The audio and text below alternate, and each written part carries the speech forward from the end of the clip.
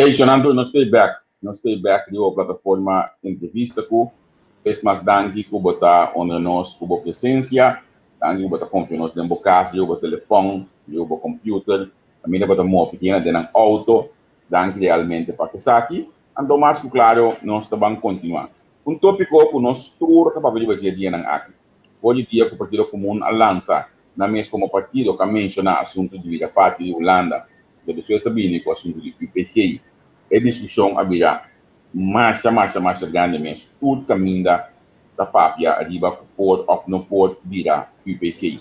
Natalie, welcome back, feliz noite. É dia da pisabra, nós temos.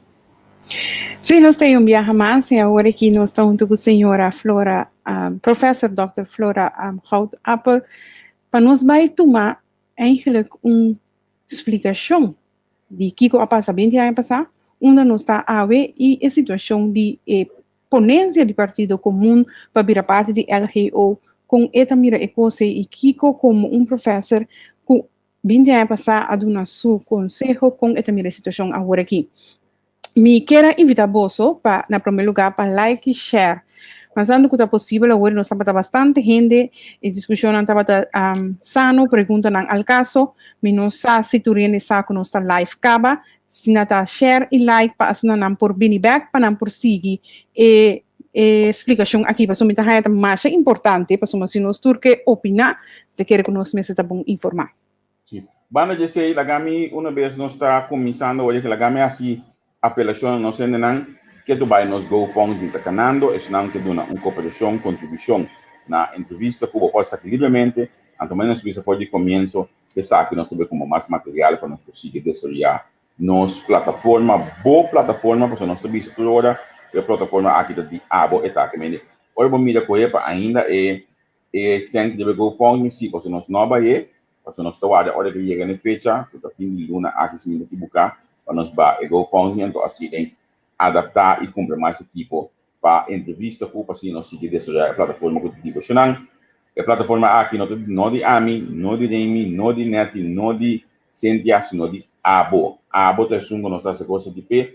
Mesmo com os outros colegas Tico, Giovanni, Rollins, Shudi e outros jovens tudo essa coisa de Abo para nós audiência. Também se Abo tem ideia, programa não pode dizer, me quero você entrevistar X pessoa, me quero você saga saia, manda-nos inbox, nós curva mais tanto possível, para assim nós podemos pessoa aqui, para nós conversar com ela, assim que da manter Abo devidamente informado.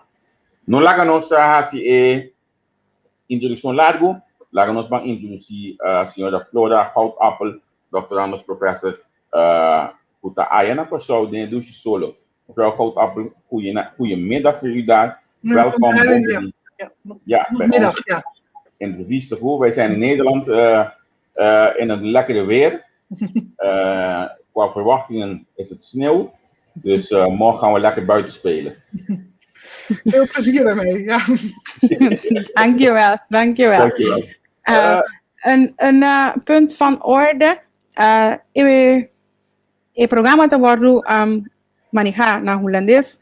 Para pergunta não a especificação não está lá que nós visa abrir para traduzir e então mas tanto é possível nós está por de recapitular e assinar do na bolso e versão na papiamento para assinar e portar mais compreendível para mais tanto gente possível. Bom? Ik begrijp helemaal geen papiamento of wel een beetje? Ik versta dit prima.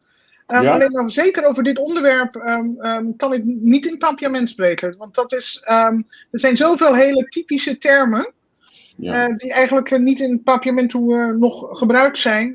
Dat een heel raar verhaal gaat worden. En mijn papiament is niet, om te spreken is niet sterk genoeg, maar ik versta het wel. Oké, laten we eerst de introductie. Wie is mevrouw Flora Houtappel? Wie bent u precies en hoe komt u in contact met ons eiland? Ja, ik ben hoogleraar Europees recht, recht van de Europese Unie. En ik werkte hiervoor aan de Erasmus Universiteit, die een samenwerking hebben met de University of Curaçao, toen nog UNA. En in dat kader ben ik al inmiddels denk ik wel 20 jaar geleden begonnen met het geven van gastcolleges in Curaçao. Aan de toenmalige UNA. En daarbij werd mij steeds gevraagd, van hoe zit het dan voor ons hier in Curaçao met de Europese Unie. Dus ik ben dat vanuit dat oogpunt nader gaan bestuderen, want dat is niet iets wat iedereen goed weet die zich met Europees recht bezighoudt. En ik heb het zodanig gaan bestuderen dat de Europese Unie me zelfs een leerstoel, dus een professorschap gegeven heeft aan de Erasmus Universiteit over de EU en overzeese gebieden. En in dat kader ben ik op een gegeven ogenblik overgestapt. En ben ik aan de University of Curaçao Dr. Moises da Costa Gomes gaan werken als hoogleraar, als professor Europees Recht. En ben ik hier al ruim 5,5 jaar ook de decaan, dus de manager van de rechtenfaculteit. Oké, dus je bent goed ingeburgerd op Curaçao. Ja, ik denk het wel. Dat het een aardig eind kom, ja.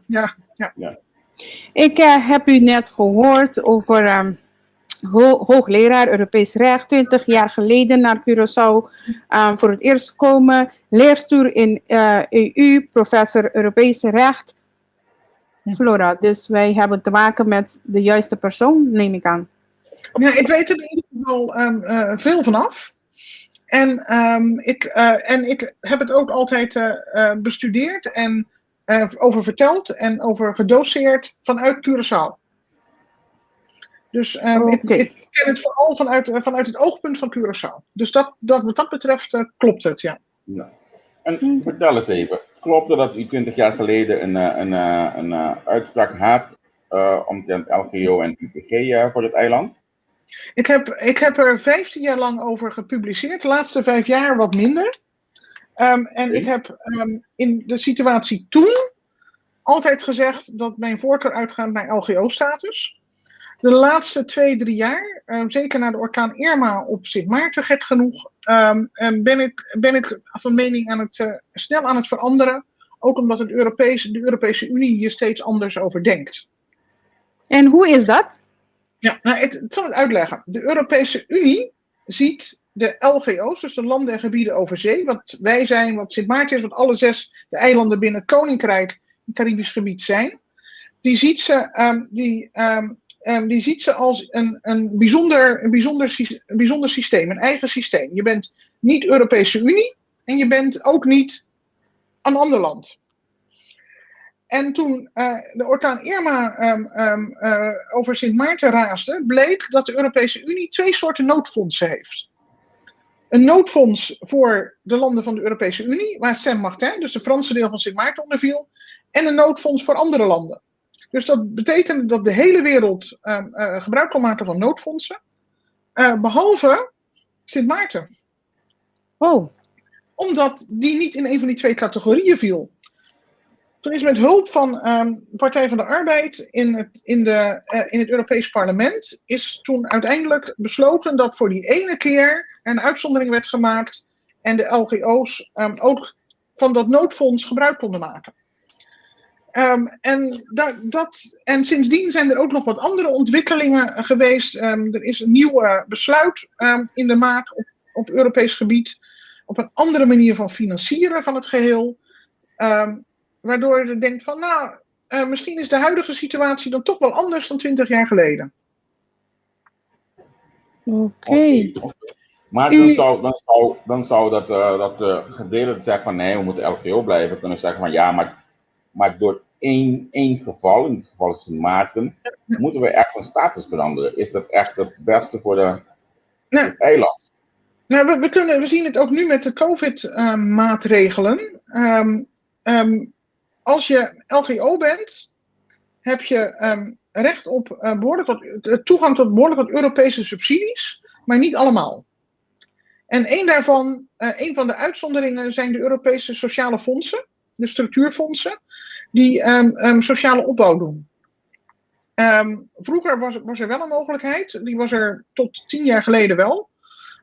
Dat je bijvoorbeeld voor een barrio helemaal op te knappen, dat daar Europese gelden voor waren. Op dit moment is dat niet meer mogelijk. Als je UPG bent, heb je toegang tot alle Europese fondsen. En juist ook voor dat soort zaken. Het is de LGO's, dus de landen en gebieden over zee gezamenlijk, tot nu toe politiek nog niet gelukt om dat op Europees niveau gewijzigd te krijgen. En afhankelijk van wat er op dat moment het belangrijkste is voor je, zou je kunnen zeggen dat zeker in het huidige systeem een UPG-status of een liefst een soort tussenin-status waarbij je wel zo zelfstandig mogelijk kan blijven vanaf de Europese Unie, toch wel zeg maar voor een aantal problemen op dit moment een oplossing zou kunnen bieden. Okay. Nou is mijn vraag zo van, iemand vraagt hier, voordat ik verder ga, kunt u uitleggen wat de LGO en UPG zijn? Ja, ik zal het zo kort mogelijk proberen uit te leggen. Ik ga even heel kort terug in de geschiedenis. Toen in de jaren 50 de voorloper van de Europese Unie, de Europese Economische Gemeenschap, werd opgericht, hadden heel veel landen op dat moment nog koloniën en ex-koloniën die zich aan gingen sluiten. En toen is er besloten dat men vooral moest zorgen dat die landen niet van hun handel geheel afgesloten zouden worden van de nieuwe economische gemeenschap. En dat er dus een speciale handelsstatus gecreëerd zou worden. En die hebben ze gekopieerd van de Fransen. Die hadden in die tijd domaine d'outre-mer en territoire d'outre-mer. Dus het ene doen ze net voor alsof het geheel Frankrijk is. En het andere is een beetje halverwege, werd er gezegd, onderweg naar onafhankelijkheid. Ja. Nederland heeft de Antillen er toen de tijd niet direct ingezet. Pas een paar jaar later. In eerste instantie alleen Suriname en Papua Nieuw-Guinea, wat er toen nog was. Binnen Nederland, binnen het Koninkrijk. En daar hebben ze voor allemaal, in 1963 zijn wij daarbij gekomen, allemaal gekozen voor die tussenstatus landen en gebieden over zee. Dus het Franse systeem is overgenomen in het Europese systeem. Nou, dat heeft zich in de loop van de tijd ontwikkeld. En voor die ultraperifere gebieden betekent het dat al het Europese recht geldt en dat je ook overal toegang toe hebt. Het Europese recht is overigens 140.000 bladzijden. Het gaat over alle onderwerpen, dat geldt dan allemaal voor jou, dat moet je allemaal overnemen. Landen en gebieden over zee, de LGO, hebben een apart hoofdstuk in de Europese verdragen, hun eigen hoofdstuk, deel 4 heet dat, waarin een basis is gelegd, waarin gezegd wordt dat er eenzijdig vrij verkeer is voor veel onderwerpen. Dat betekent dat wij hier vandaan, alles wat hier grotendeels geproduceerd is of geheel geproduceerd is, zonder invoerrechten naar de Europese Unie kunnen importeren. Het betekent dat we vrij verkeer hebben van met name van diensten. Dus als wij dienstverleners hier hebben, kunnen die diensten verrichten in de Europese Unie. En omgekeerd betekent het dat we op die punten niet mogen discrimineren. Dus alle rechten die een Nederlands bedrijf geeft hier, moet je ook geven aan de bedrijven uit andere landen van de Europese Unie. Oké. We zijn ook allemaal EU-burger, dat staat ook op het paspoort. Ongeacht waar we vandaan komen. Dus dat betekent dat we in de Europese Unie vrij verkeer hebben als burgers. Mm-hmm. En daarnaast hebben wij toegang tot Europese fondsen en subsidies als die dat specifiek aangeven. En daarop gebaseerd zijn er 2 documenten. Een LGO-besluit, waarin details worden neergelegd. Die wordt ongeveer iedere 10 jaar geüpdate. Men is nu druk aan het onderhandelen over de nieuwste update. Is al een klein stukje is er gewijzigd, maar er gaan allemaal ontwerpteksten doen daar de ronde in. Daarnaast hebben wij altijd gebruik kunnen maken van de European Development Fonds, het Europees Ontwikkelingsfonds. Dat konden we gebruik van maken voor duurzame ontwikkeling. In het huidige nieuwe systeem worden wij op een andere manier gefinancierd, rechtstreeks uit gelden van de Europese Unie. Dus als LGO hoef je niet al dat Europese recht over te nemen. Niet die 140.000 bladzijden. Maar je hebt daartegenover dus beperkte Europese rechten en plichten. En dat heeft altijd voor ons goed gewerkt. Er is gebruik van gemaakt. Het is wel zo dat de meeste zaken op Europees niveau over dit onderwerp allemaal over Curaçao zijn gegaan tot nu toe. van bedrijven en die om belasting proberen te ontduiken via Curaçao, tot rijst- en suikerzaten, wat hier werd, voor een klein deel werd geproduceerd en daarna werd doorgescheept. Allemaal Curaçaose zaten, dus het is voor Curaçao een heikel punt. Tot 2009 had je de status die je had en die kon je niet wijzigen. Het staat in dat verdrag. Dus dat betekent dat je het alleen maar, zeg maar, als er iets zou kunnen, moet je het hele verdrag wijzigen. Dat moet je met alle nu 27 lidstaten van de Europese Unie doen. In 2009 is er in de tekst gezet dat je van status kunt wijzigen via een iets eenvoudige procedure. Wel moeten al die lidstaten meedoen. Kort daarna is Saint-Barthélemy, een Franse, is van UPG-LGO geworden, omdat ze minder inmenging van Frankrijk en van Europa wilden. En Mayotte in de Stille Oceaan, dus voor de Afrikaanse kust, is van LGO-UPG geworden, omdat zij toegang wilden hebben tot alle subsidies. En het interessante daarvan is dat het is gelukt om ontzettend veel uitzonderingen voor de sectoren die voor hen van belang zijn, uit te onderhandelen. Op zijn minst overgangstermijnen van 10, 20, 30 jaar of uitzonderingen. En juist die ontwikkeling maakt het voor ons interessant, in mijn ogen. Oké. En ik heb u gehoord, ik heb een paar vragen voordat we naar UPG echt een beetje ook inhoudelijk gaan. U heeft de fondsen benoemd, 2 verschillende soorten fondsen. En ook rechten, beperkte rechten en plichten die je eigenlijk onder de LGO-status zou moeten hebben of krijgen. Ja. Mijn vraag is, in de status die wij huidig nu hebben als autonoom land, geldt ook al die dingen echt voor ons? Of zijn wij beperkt of net zoals Bonaire, die een bijzonder gemeente is van Nederland? Is er een verschil in die ding? Nee. Op het moment dat de BES-status werd gecreëerd, dus de bijzondere gemeente voor Bonaire, voor Statia en voor Saba, zijn die niet veranderd op Europees niveau. Dus we zijn alle 6 in Europese ogen hetzelfde. Dus de Europese Unie kan het helemaal niet schelen wat wij intern binnen het Koninkrijk regelen. Oh. Maar we hebben alle 6 dezelfde status voor de Europese Unie.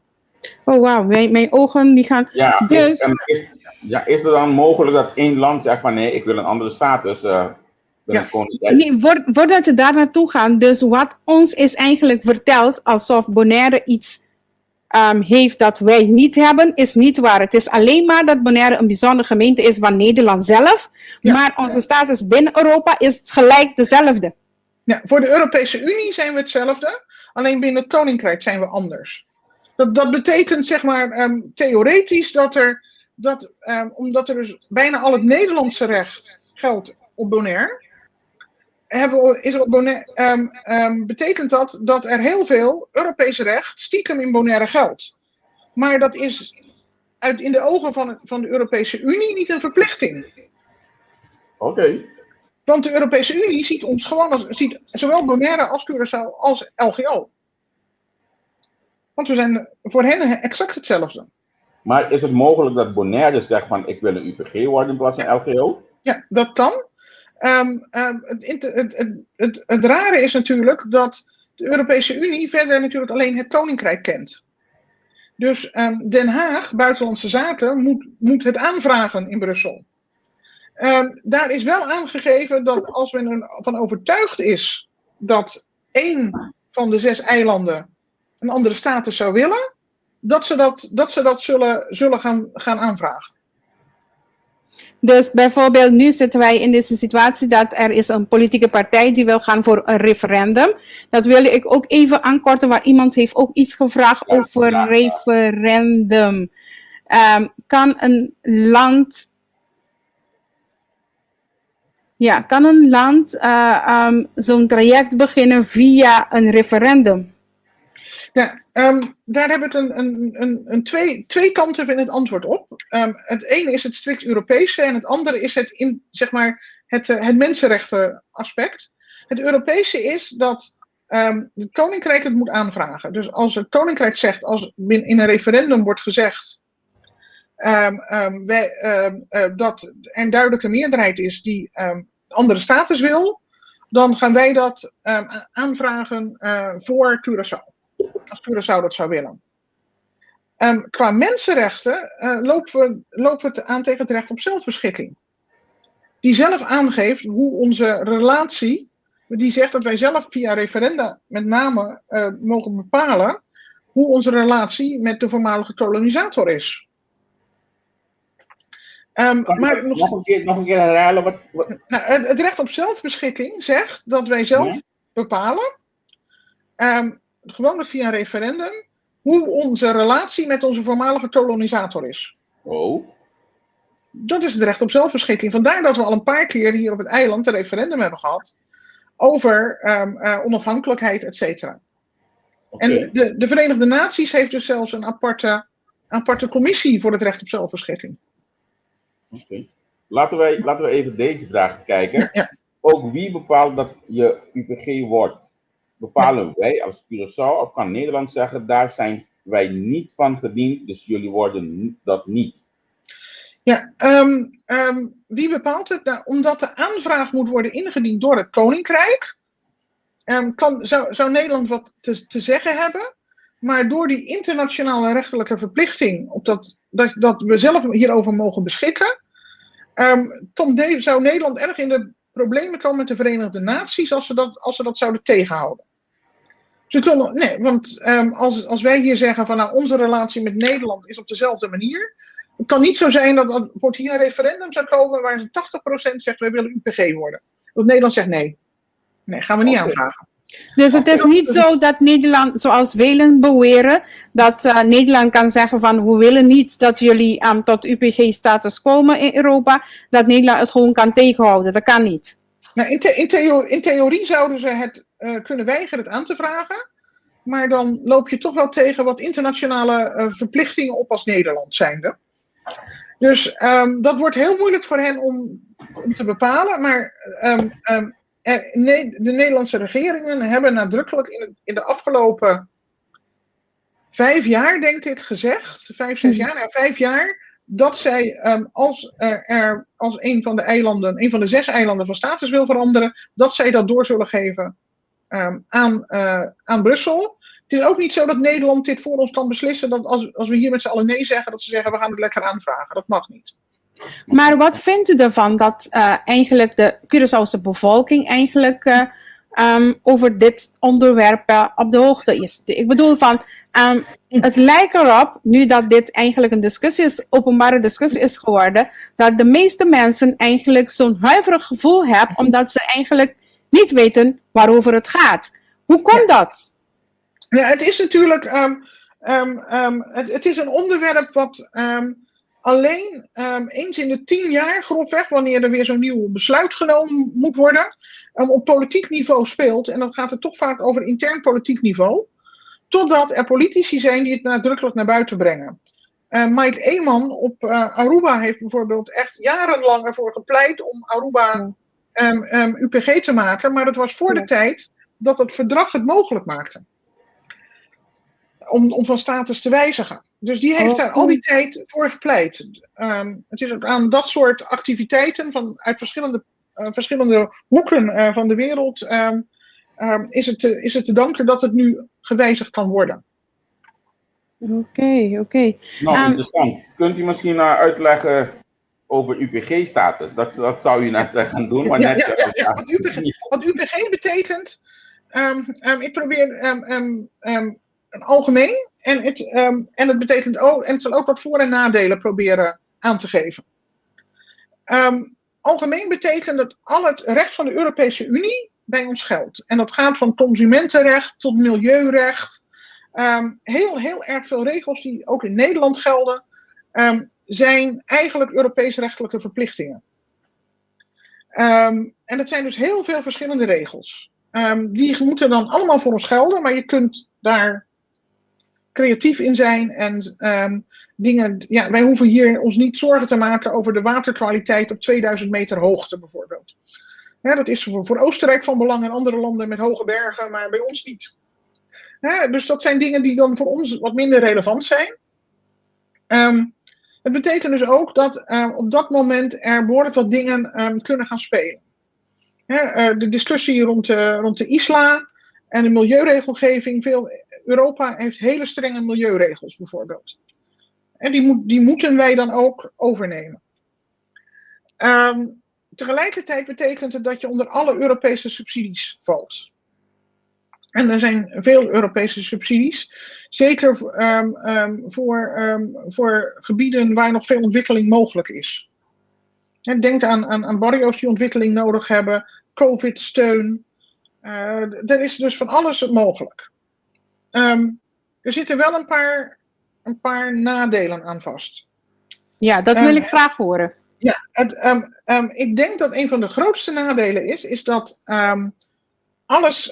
dat het betekent dat het Koninkrijk eindverantwoordelijk is voor alles wat we aan subsidie, et cetera, aanvragen. Dus dat betekent meer controle vanuit Den Haag op dat soort punten.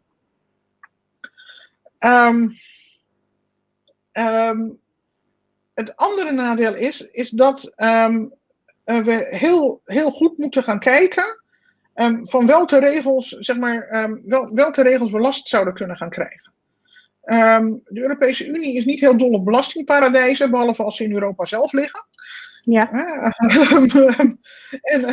En sinds een aantal Britse eilanden natuurlijk weg zijn gevallen uit het systeem. De Cayman-eilanden, Bermuda en de British Virgin Islands, allemaal belastingparadijzen, vielen ook onder LGO's. We zitten daar in ons eentje op dit moment in. En de Kanaaleilanden en zo, die vielen ook allemaal onder het systeem. Dat kan lastig zijn, dat we daardoor verplichtingen zouden krijgen. Dat betekent een politiek en diplomatiek goede voorbereiding. En op dit moment is men erg aan het kijken vanuit de Europese Unie naar e-gaming. Dus in hoeverre, je hebt bedrijfstakken die heel erg kunnen profiteren. Mm-hmm. En je hebt bedrijfstakken die er last van kunnen krijgen. Mm-hmm. Dus dat zijn overwegingen. En dat betekent heel goed op een rijtje, dat de politiek heel goed op een rijtje moet zetten. Wat er voor ons het belangrijkste is. En zorgen dat er zo goed mogelijk gesproken wordt in Brussel, waar de onderhandelingen hierover plaats zullen moeten gaan vinden. Over welke regels voor ons van belang zijn en welke regels bijvoorbeeld de eerste 20, 30 jaar nog niet voor ons gelden. Nu heb ik vandaag de UPG-status van 2 verschillende landen eigenlijk gelezen. Dus van Sint Bart en ook van Mayotte. Ja. Ik heb die van Mayotte niet zo inhoudelijk, maar oppervlakkig gelezen dat hun wel hebben gestreden naar een andere soort dus UPG-status, maar met andere, laten we zeggen, voordelen en punten. Ik heb het hier in mijn oratie ooit een tussenvorm genoemd. En kunnen wij dat ook niet doen op Curaçao dan? Ja, dat betekent maar dat is los onderhandelen voor de punten die voor ons van belang zijn. Mm-hmm. Als je de regelgeving van Mayotte leest, het pakket, dan hebben zij een uitzondering voor de grootte van de hokken waar kippen in gehouden worden. Het uitzondering voor het vissen met een speciaal soort vissersboten die ik niet eens op Google kan vinden wat die in hemelsnaam zouden zijn. Dus die hebben daar die hebben dus voor de dingen die voor hen heel erg specifiek economisch van belang zijn, overgangsregelingen van 20, 30 jaar gekregen. Er zijn 2 uitzonderingen die bijna alle UPG's hebben voor op het Europese recht. De eerste is de BTW-richtlijnen. Dus dat je zelf je belastingregime op dat punt nog vaststelt. En een aantal UPG's, met uitzondering van de Spaanse, bijvoorbeeld de Canarische eilanden hebben dat niet, maar alle anderen hebben dat wel, maar maakt er geen onderdeel uit van het Schengengebied. Ja, ik kreeg net een berichtje dat toen u de nadelen benoemen was, uw internet ging happeren. Zou u dat even kunnen herhalen? Nog een keer herhalen. Alsjeblieft. Ja, tuurlijk, ja. Alleen de nadelen. Ja, de nadelen zijn dat het Koninkrijk eindverantwoordelijk is voor alle subsidies die wij aanvragen. En dat betekent dat Den Haag op die punten streng gaat controleren. Dus dat is een nauwere band met Den Haag op die punten. Andere nadeel is dat wij een aantal bedrijfstakken hebben waar de Europese Unie niet zo enthousiast over is. En daarbij denk ik met name naar de status van mogelijk belastingparadijs. En dat geldt niet voor de landen in de Europese Unie zelf, maar wel voor daarbuiten. En bijvoorbeeld e-gaming, dat soort sectoren staan onder scrutiny en onder een vergrootglas op het Europese niveau. Dus zijn die nadelen. Ja, dat zijn twee, denk ik, in het oogspringende nadelen.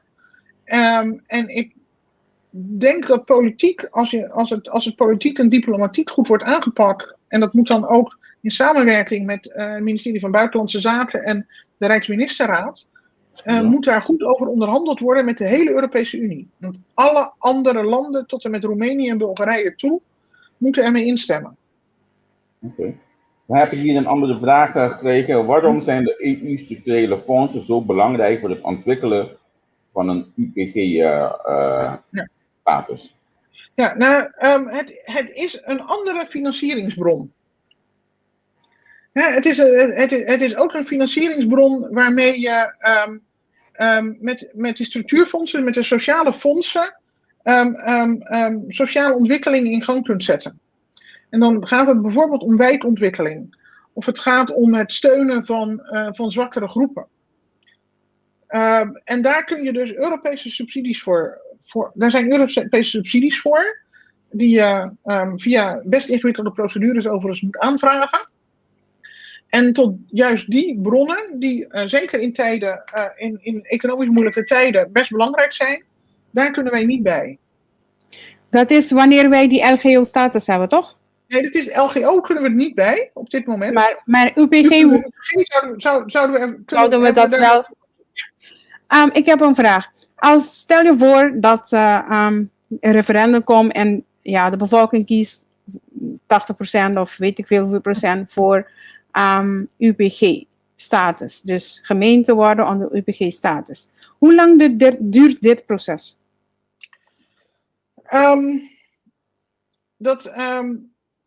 Wat nooit helemaal duidelijk is wanneer je begint met onderhandelen. Of je al begint met die uitzonderingen te onderhandelen voordat je de status aanvraagt. Of dat je eerst aanvraagt en dan onderhandelt. Het moet unaniem aangenomen worden, het besluit door alle 27 lidstaten van de Europese Unie. En die onderhandelingen die kunnen, en dat betekent feitelijk dat je de Europese verdragen wijzigt op één klein punt. Dat kan. En daar gaat een paar jaar overheen, maar als je ziet met name hoe snel het is gebeurd, de andere kant op met St. Bart's, dat is echt in een jaar of 2 toen geregeld. Ja, heb ik ook gelezen, ja. Het gaat echt om in hoeverre men meewerkt. Maar kan het zo zijn dat, laten we zeggen, we komen bij de lidstaten die eigenlijk ons moeten laten toekennen in de Europese Unie, dat ze ook kunnen zeggen van nee, op basis van wat jullie Koninkrijk zegt, dus Nederland zegt, jullie passen niet in de Europese Unie. Kan dat gebeuren? Ja, ze zullen het gegarandeerd niet zeggen, jullie passen niet in de Europese Unie. Dat is ook niet een reden. Je zou kunnen denken, wat kan het Roemenië schelen? Maar dat zijn relatief arme Europese lidstaten. En daarvoor zijn wij concurrent. Op het moment dat we die status krijgen. Dus die zullen ook economische garanties willen hebben voor henzelf. Oké. Nou is het zo, 20 jaar geleden, je hebt je advies aangegeven voor LGO op basis van een heleboel punten. Je hebt net benoemd, van na de situatie met orkaan Irma ben je ook anders de dingen gaan bekijken. In de huidige situatie zit Curaçao nu met een COHO. Dat is een hele gedoe. Het is nu duidelijk voor iedereen een beetje geworden dat wie ook op die stoel komt te zitten, wij moeten dealen met de COHO. Wat is het verschil als Curaçao een UPG-status krijgt in verband met deze gedoe met Coho? Laat ik het heel sec proberen te benoemen. Coho, er wordt binnen het Coho-systeem, wat er op papier staat, wordt er toch wel gekeken naar een aantal sectoren waarin geïnvesteerd moet worden. Dat zal vanuit Nederland gedaan worden. Maar die investeringen kunnen gemakkelijker gedaan worden, misschien breder gedaan worden met een UPG-status. Omdat je extra fondsen hebt. Dus je hoeft niet alleen naar Nederland te kijken hiervoor. Dus daar zit een verschil. Want Coho is de bedoeling dat ze het niet gaan bepalen, maar zeg maar meedenken en natuurlijk monitoren wat er gebeurt op de punten die aangegeven zijn. En je hebt daarin wat meer mogelijkheden om zaken te regelen. En dat is juist een van de dingen. Dus Irma was voor mij de eerste aanleiding om te kijken van, past LGO nog wel bij de huidige situatie? En de huidige economische situatie, waar Coho ook onderdeel van is, hoort ook bij die ontwikkeling. Dus dat betekent dat UPG voor ons op dit moment misschien meer opties biedt dan het 20 jaar geleden deed. Dus u verandert van mening dan? Nee, ik ben niet van mening veranderd. Ik ben, aangezien we aan beide kanten andere regels hebben dan 20 jaar geleden. Oké. Kijk je ook naar die andere regels en baseer je het oordeel daarop. En mijn ideaal, zoals ik al aan het begin zei, is een tussenvorm. Dus dat er niet, dat we hier niet al het Europese recht zeg maar ongebreideld krijgen. En bijvoorbeeld ook niet compleet vrij verkeer, dat iedereen vanuit de Europese Unie zich hier onbeperkt mag vestigen bijvoorbeeld. Dat zou ook nog, het is ook nog een mogelijk gevolg. Maar dat we uit die regels de dingen kunnen pikken die voor ons van belang zijn. Dus ik heb een vraag. Dus wat is dan voor ons, als wij moeten nadenken met onze huidige status van LGO en autonoom binnen de Koninkrijk, wat is de voordeel en de nadeel dan? Van welke? Van LGO-status die we de huidige... Kijk, de huidige LGO-status biedt een heleboel opties die we ook niet allemaal gebruiken. Er is geen enkele LGO in de wereld die alle opties gebruikt. De een maakt meer gebruik van subsidie en de ander maakt meer gebruik van het feit dat ze spullen zonder invoerrechten in de Europese Unie kunnen invoeren. Iedereen pikt daar iets uit wat voor hem of haar van belang is. En de status was dus ook lange tijd vast. En de eerste die overgestapt is van LGO naar UPG, namelijk Mayotte, en dat is relatief recent gebeurd, heeft laten zien dat als je dat diplomatiek en politiek goed aanpakt, ja, klopt. Dat er dus eigenlijk een tussenvorm mogelijk is. Het heet officieel UPG natuurlijk, dus dan is het eigenlijk een UPG nieuwe stijl. Okay. En die ontwikkeling is van de laatste paar jaar pas. Okay. Ja, dus de mogelijkheid bestaat. Maar dan rijst de vraag bij mij, ik zie ook iemand eigenlijk ook hier erover hebben. Als wij die Coho hebben en wij gaan naar de referendum, wij kiezen voor de UPG-status. 1, moeten wij een volwaardig gemeente worden van Nederland om UPG-status te krijgen? En 2, vervalt die Coho dan? Op beide is het antwoord nee.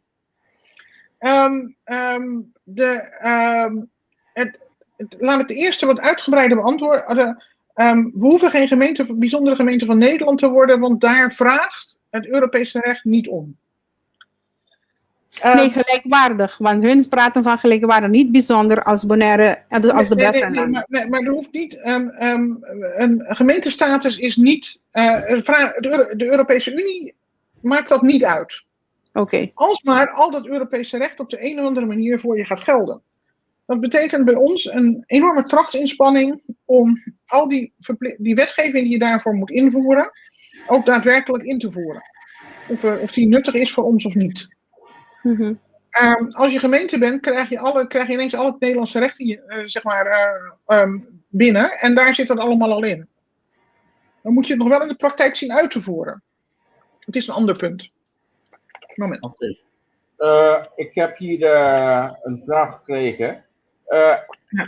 Er was ooit een akkoord bij Lisboa, dat over de LPO-status van de eilanden, dus bij Lisboa getekend. Is dat niet belangrijk? Of hoe belangrijk is dat om dat akkoord nog te hebben? Of wat kunnen wij doen als we UPG willen worden? Moeten wij daar weer naartoe gaan of zo? Nee. Lissabon is het verdrag van Lissabon. Dat is in 2009 ingevoerd en daarin staat dat we van status mogen veranderen. Oké. Dat is... Dus het is niet zo dat je weer naar Lissabon moet gaan om weer een akkoord Nee. Die verdragen, het voorzitterschap van de Europese Unie, van de Raad van Ministers, wisselt elk half jaar. Dus is er een ander land voorzitter. En dat betekent dat als er binnen dat half jaar een belangrijk verdrag wordt gesloten, je dat graag in je eigen hoofdstad ondertekend wil hebben, en dan heet dat verdrag naar jouw hoofdstad. Okay. Dus we hebben ook een verdrag van Maastricht en een verdrag van Amsterdam gehad om die reden. Ja. Dus Lissabon is niet de plek van onderhandeling, niet de plek waar het beslist is, maar dat was omdat op dat moment toevallig Portugal voorzitter was. En alle regeringsleiders daarheen zijn gevlogen om een handtekening te zetten onder het document dat in Brussel is onderhandeld. Oké. En dan heb ik hier een andere vraag van Alvin Daal, dat is wel bekend denk ik voor u. Leider van de politieke partij PIN, of president van de partij.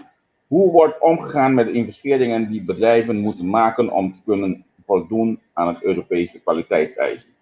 Ja, het invoeren van de wetgeving is zeg maar een iets technisch wat gemakkelijk te doen is. Hè? Dan heb je dat, maar hoe voer je het uit? Dat blijft de vraag. Daar zijn ook Europese subsidies voor. Je komt wel in een catch-22 terecht, waardoor je moet investeren om de investeringen te kunnen doen. Je moet die aanvragen ook doen. Maar er zijn, als je online kijkt, ontzettend veel Europese subsidies. Er zijn hele brede Europese subsidies die heel breed kijken van, er wordt nu geïnvesteerd in hoger onderwijs en dat studenten van de ene land naar het andere land kunnen gaan om te studeren. Dat is heel breed. Maar er zijn ook hele specifieke technische fondsen.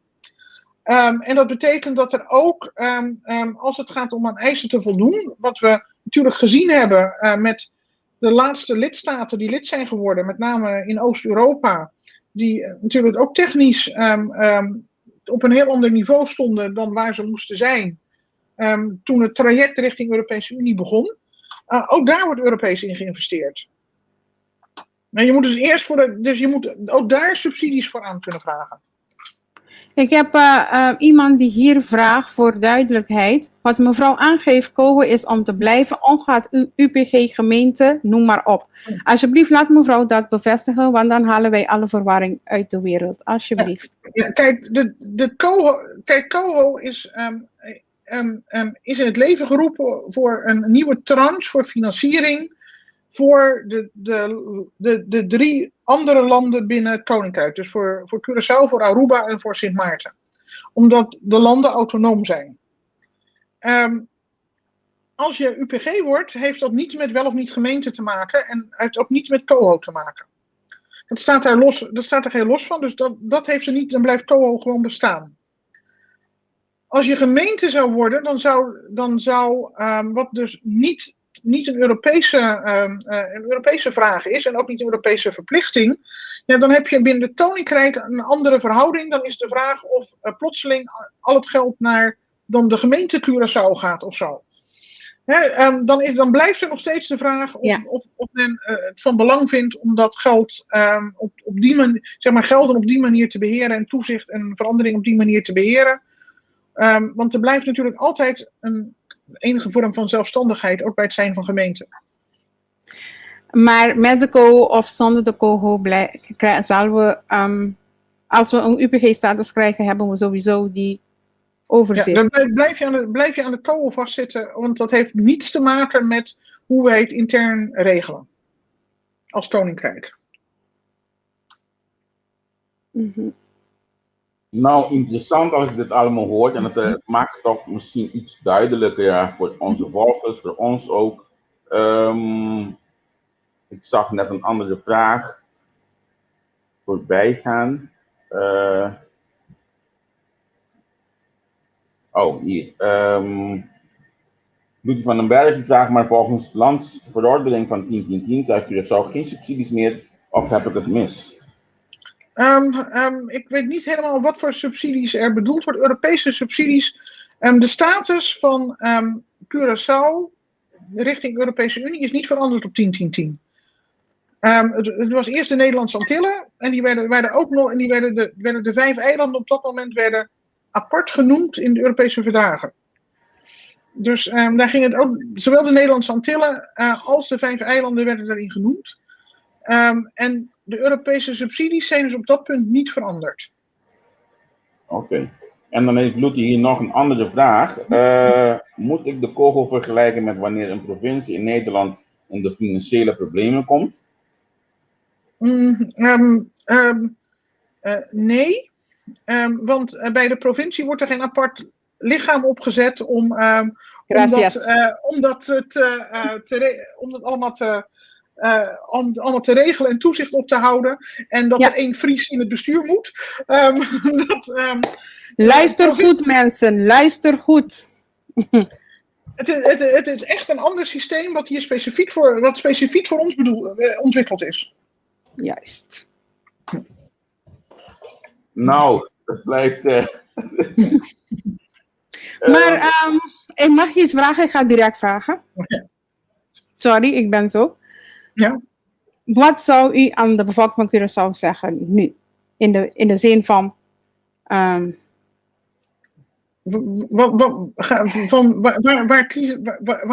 Waarvoor kiezen, waarvoor gaan? Ja. Ik zou... zeg maar, wat ik zelf als kiezer in Curaçao wil op dit moment, zeker omdat dit een verkiezingsthema is, laat elke partij aangeven welke punten hier binnen voor hen van belang zijn en waarom ze kiezen voor LGO-UPG.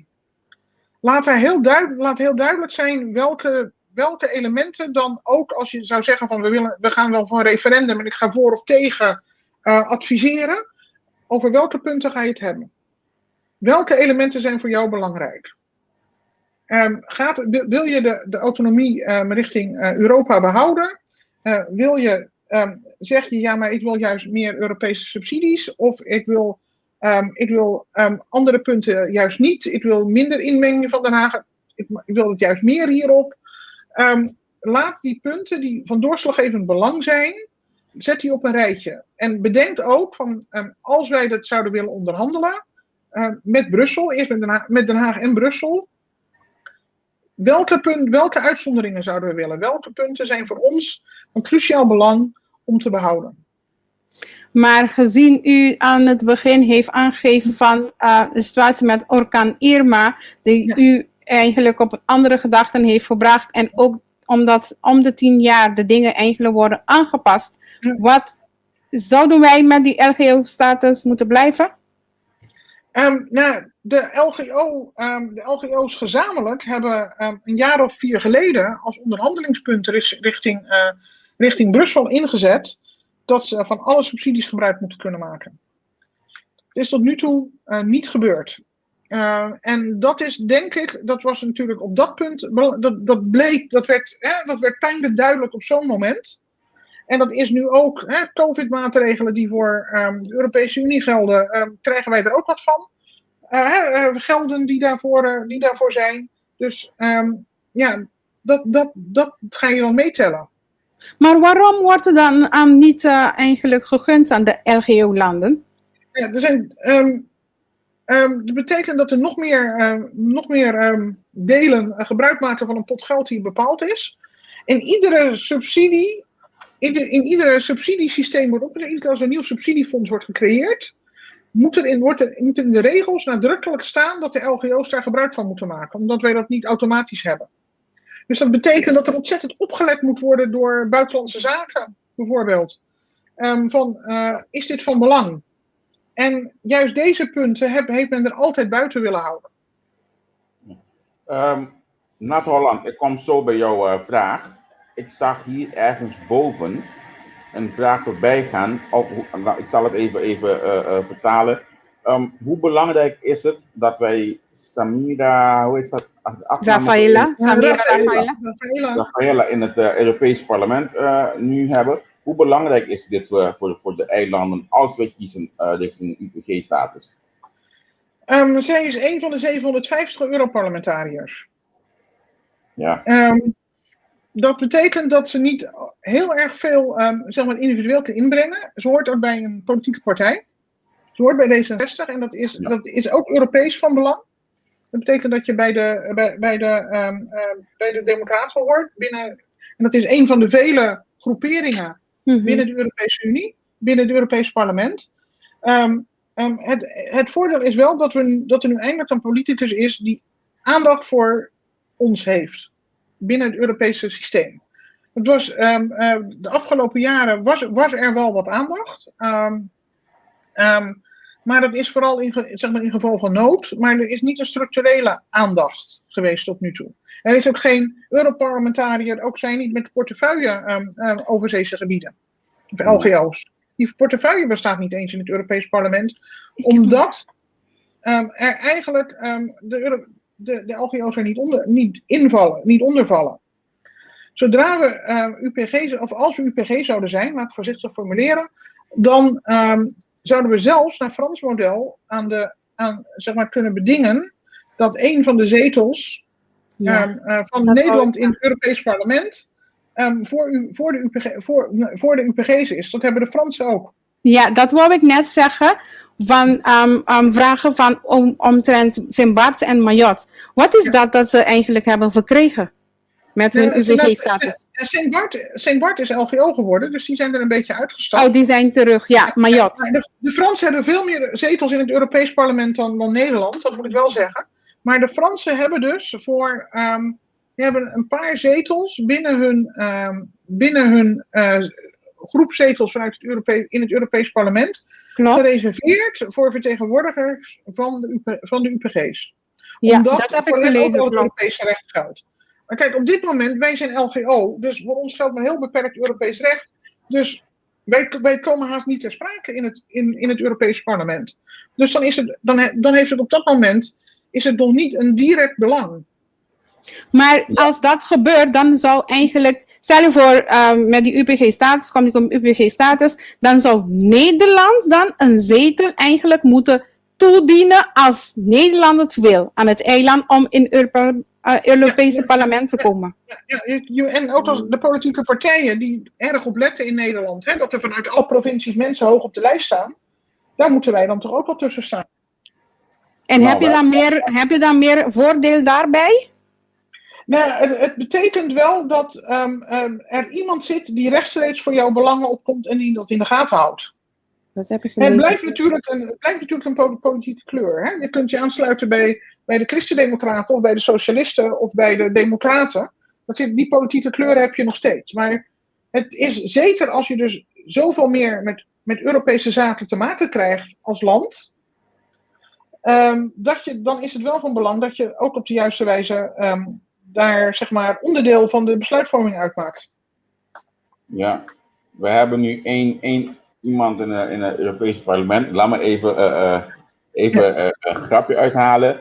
Hangt af van de resultaat van de komende verkiezing. Hebben wij voor de volgende kans zijn dat we voor de volgende verkiezing voor het Europese parlement nog een andere Antilliaan of nog een andere Judy Corsau op een lijst sturen. Maar dat moeten we nog afwachten. Als deze persoon geen zetel krijgt in het parlement op Curaçao, dan gaat hij verhuizen naar Nederland en dan hebben we deze persoon die nog zich gaat aansluiten. Hopelijk. Laat me even gaan naar een vraag van Nat Holland. Ik heb de vraag eerder al gezien, maar dat is de tweede keer dat hij het vraagt. En dit vraag neem ik aan omdat er nu zo'n campagne gevoerd wordt. Men denkt als Curaçao UPG-status heeft, dat het eiland in één klap uit zijn problemen komt. Klopt dat? Nou, Nee. zeg maar, nee. Net zoals Nederland ook problemen heeft. Ja, daarom, logisch. Je hebt, als je UPG wordt, heb je een paar extra lijntjes. Zal ik maar zeggen, een paar lijntjes om omhoog te klimmen. En dat moet je. En dat werkt denk ik in mijn optiek dus alleen als je zeg maar een beetje ertussenin hangt. Hè? Dus niet volledig de zelfstandigheid opgeeft. De BES-eilanden hebben ook problemen, maar die zijn natuurlijk ook LGO. Maar het is ook niet zo dat de zak met geld zonder vragen onmiddellijk naar binnen wordt gedragen. Daar moet je wel wat voor doen en daar moet je ook verantwoording voor afleggen. En, dus het is allemaal wel extra werk. Ik heb ook een vraag. Hè? Dat is ook een van de, laten we zeggen, de dingen waarover de bevolking een beetje bang gemaakt ervan wordt. Met de stelling van als Curaçao gemeente met UPG-staten wordt van Nederland, dan komen al die Nederlanders naar Curaçao verhuizen en dan blijft er niks meer voor de Curaçaose bevolking. Kunt u dat uitleggen? Er is op dit moment nadrukkelijk geen vrij verkeer naar onze kant toe. Dus geen vrij verkeer van Europese onderdanen en werknemers naar ons toe. Dat wordt dan opgeheven. En je mag ook niet zomaar inkomenseisen, et cetera, meer stellen. Maar in gebieden als Mayotte, dat is wel in het verleden ondervangen, want Saint-Martin heeft in de jaren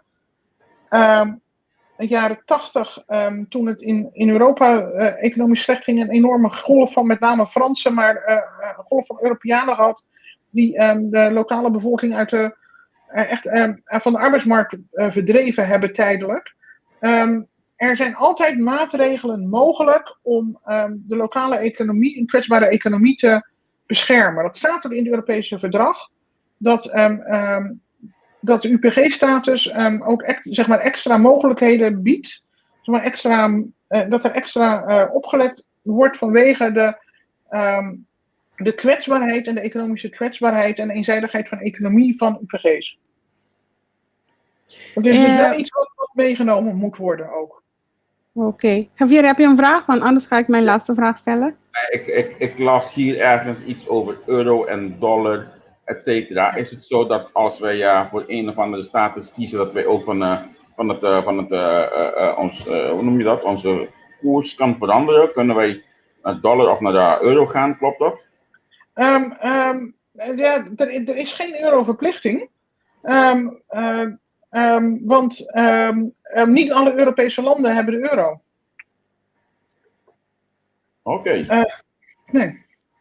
Nou, is hier nog een vraag? Niet alle landen hebben de euro, dus ja. Nog een vraag hier. U zegt het zelf, het koninkrijk, het hele systeem is gebaseerd op monarchie. De koning heeft uiteindelijk het laatste woord. Nee, klopt dit niet? Nee. De koning kan niet zomaar zijn handtekening onthouden aan wetgeving die democratisch tot stand is gekomen. Het is een contrasijn, dus de verantwoordelijke minister tekent en daarnaast de koning en bij ons de gouverneur, namens, zeg maar, in plaats van de koning.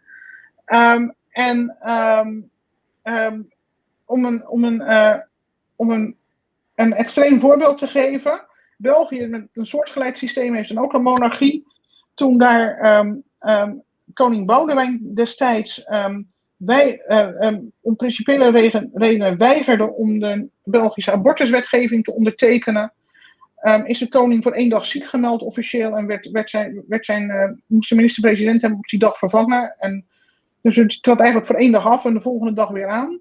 Omdat een koning niet de democratische beslissingen mag tegenhouden. Nou, ik weet niet, ik heb mijn laatste vraag, een van de laatste vragen, één voor de laatste dan, in ieder geval. De vraag is zo. Dat klinkt bekend, Nettie. De vraag is zo, wat deze een eigen, laat ik het zo benoemen, politieke partij naar voren brengt, waardoor 13 andere politieke partijen furieus tegenover hun komen op te staan. Is het iets haalbaar? Is het iets, laten we zeggen, normaal? Is het iets dat werkelijkheid kan zijn? Is het iets dat de bevolking van Curaçao kan helpen? Of is dit allemaal gewoon leugen, fantasie? Of gaat de bevolking van Curaçao met dit achteruit?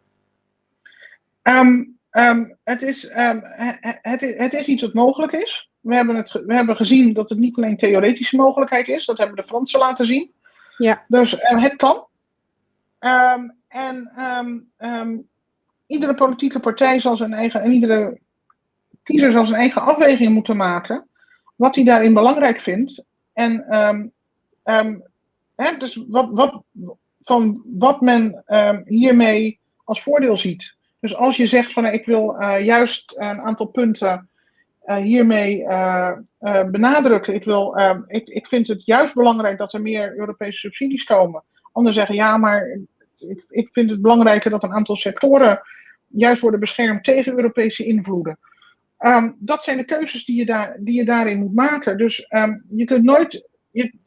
Ik kan me niet voorstellen dat je kunt zeggen van nou, omdat die keuze toen is gemaakt, zijn we er allemaal 20% in inkomsten op vooruit gegaan. Zo werkt het niet. Als we die afweging nemen van bepaalde sectoren die we moeten beschermen tegenover een bevolking die in problemen zit.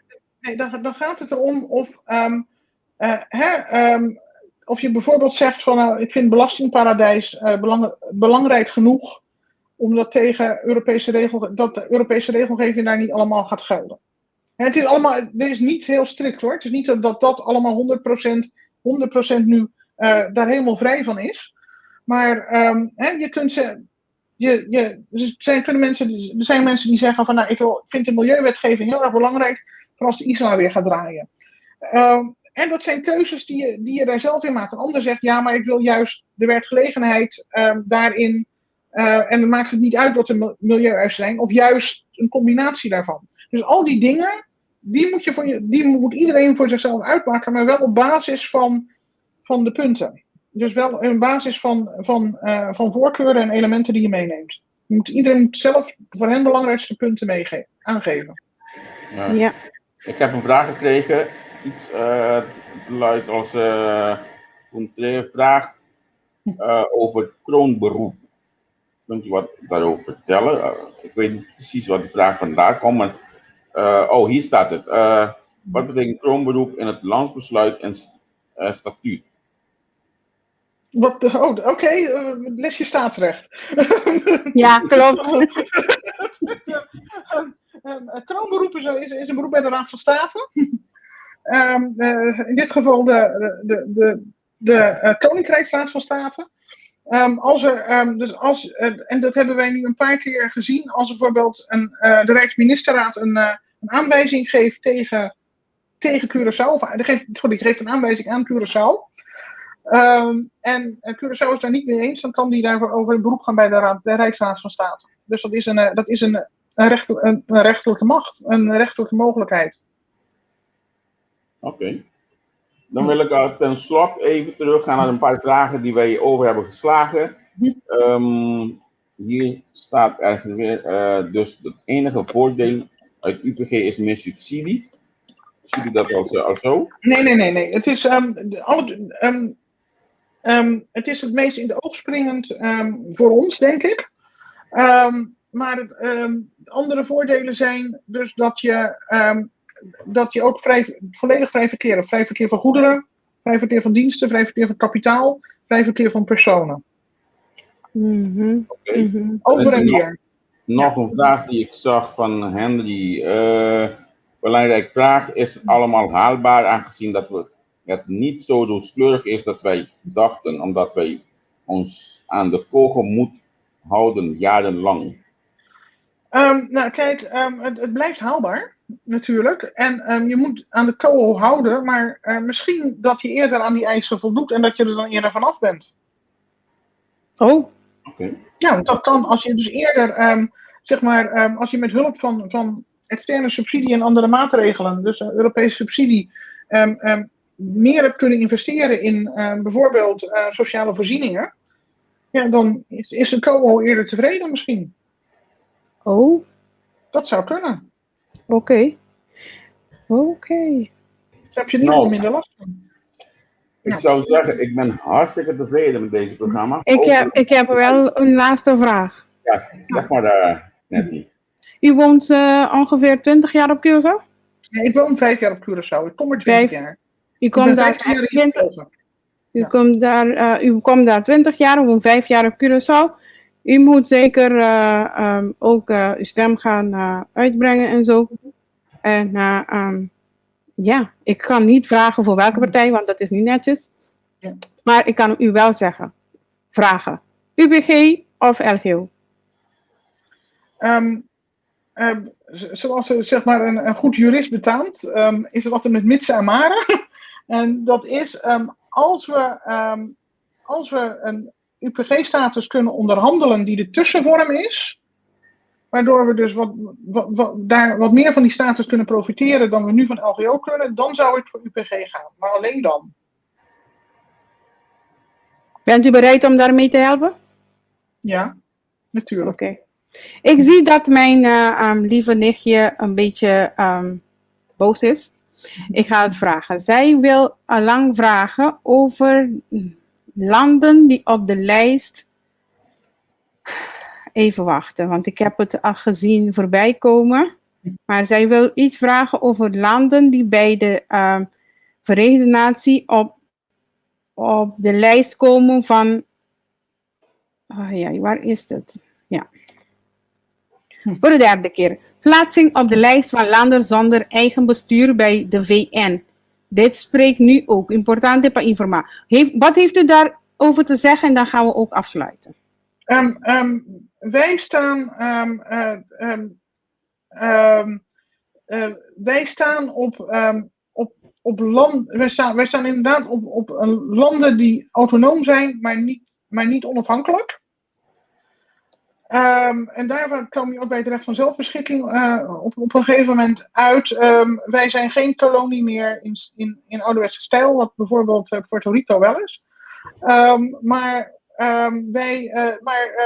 Die lijst is er en dat is eigenlijk een soort lijst van landen die autonoom zijn en daarmee nog niet geheel onafhankelijk.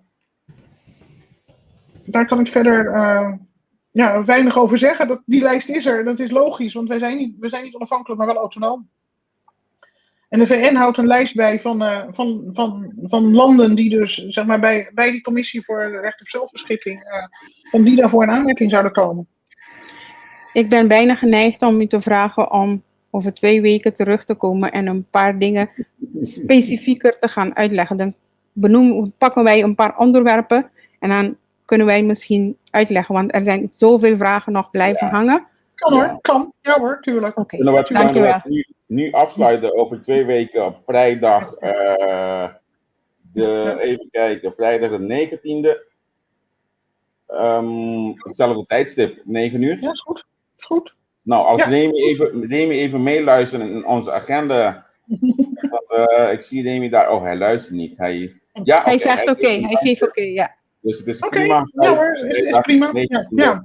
Hetzelfde tijdstip om 4 uur bij u. Zijn we weer samen, gaan we verder met dit thema. Ik vind het super belangrijk. En ik hoop echt dat wij, wie weet, vrijdag de 12e meneer Rustel Marta op onze platform kan hebben. Dan hebben we ook een andere kant van dit hele verhaal. En dan gaan we weer verder met dit. Ik denk dat het belangrijk is voor het eiland. En wij, ondanks dat wij hier wonen, willen wij het beste voor onze eiland. Sowieso. En ik wil ook graag aan iedereen die de media's van Curaçao. Mevrouw Goudappel is niet moeilijk te bereiken hoor. Ik heb haar vanmorgen gewoon geappt. Ja, ik heb haar vanmorgen gewoon geappt en zij heeft gewoon meteen gereageerd. Dus mensen, maak gebruik ervan, zodat de bevolking het zoveel mogelijk ervan kan horen en zijn eigen mening daarover kan eigenlijk sluiten. Laat niet alleen maar een groepje voor het hele bevolking praten en beslissen. Geef iedereen de kans om voor zichzelf te kunnen horen en zijn eigen beslissing te kunnen nemen. Zij is niet moeilijk te bereiken. Heel makkelijk, een appje en zij antwoordt meteen. Ja. Ja. Nou, hartstikke bedankt voor die tijd dat u heeft gemaakt voor ons. Ja. En dan wil ik u graag aan onze volgers even dag laten zeggen, maar wel in het papiermens. Ayo, bon weekend. Oké. Masha dankie. Ai, ai. Nós temos um bom de programa hoje, Robe. Wow. Nós temos um bem mais com simplesmente assim, trabalho manter o mês neutral, manter o mês bem bem, então busca tudo banda para se incluir por papel se conosco. Correcto. A mí lo que recomendar tu rende para bule. Escuche, a mí me está bule va escuche, ¿ver? Para sobra a mí ta mira como te comprende cierto cosa, pero ahora me mira comentario, na me te mira ainda na comprende outro cosa, dus me tenho escuche para mí mes, para mí passar assim ma compreender o bes, of se ainda na te comentar ne bom. Dus pensei, a mí lo recomendar nos tour para nos bole escuche, mas uma ponto não mais importante mes com bini dilante, caminha conosco, mes te vai para que tu eigenlijk echt aqui conosco. Para sobra se nós está bisa yenkos, nos me separan para que tu sim na nossa situação real e uma nos que vai com essa situação real aqui. Javier? A mim bisa nós orienta nango me tava em contato com Dr. Russomata. Dr. Russomata, me tá espera com ela. Mas mandei app não contestar, imagina druk no só, mas me dá entrevista de já aí para televisão, também que me espera hora que mais justo virado de weekend e contestamento. Nós best para nós em subanda também. Então, a mim que põe para dilante também só mais observação, me que põe dilante também duidelijk verdade. Flora Goudappel tá professor, eta verdade título mais alto, dus Dr. Russomata lo tem cozinha, seca dia na escola, bij wijze van spreken, pero nossa própria cultura. Porque nós que em totalidade. Nossa própria cultura, para se não nos forçar, daqui com cada quem tá mira e overwege coisas para nos pôr em balança. E nós, bota dominar o tópico, nós conversar com o bom, vai para outra coisa que me nós espera com nós a senhora Marta proximamente para nós conversar com ele. Então, assim nós temos outro mana também de entre coisas aqui. Nós também será para a noite, danke realmente o vosso assistir nós, danke que vocês não aonde nós, que vocês têm presença, danke que nós podemos em casa e maneira vista acaba de mais arriba, nós temos GoFundMe, se abotamento assim, depois você aqui está passando que cooperar, que sostener o time aqui para cima não pode chegar na mais equipo, nós também estamos a câmera, microfone, laptop, e empida coisa que nós também estamos a que me diz se botamos que sostener nós, realmente vou pôr clique de GoFundMe, se botar na show, manda nosso mensagem de nosso inbox, a mim of net lo contestavo, of Remy, então nós lo explicava botar essa aqui na show também, se você assim donação na nosso equipo. Danke, então realmente lá nós bisa olha que se de manhã com Dios que manhã é dependiente, não, guarda, net não já vi comigo, não me cuida flyer. Na minha flyer, para nós mostrar ainda não passou. Já domingo, proximamente, a minha outra qual pessoa. Manhã já sabe se dois botinhos já sabe para o mês, depois já domingo, bom? Em programa de manhã que eu esqueci de mês, me tratando de profissional somente interessante para nós em manhã que eu esqueci.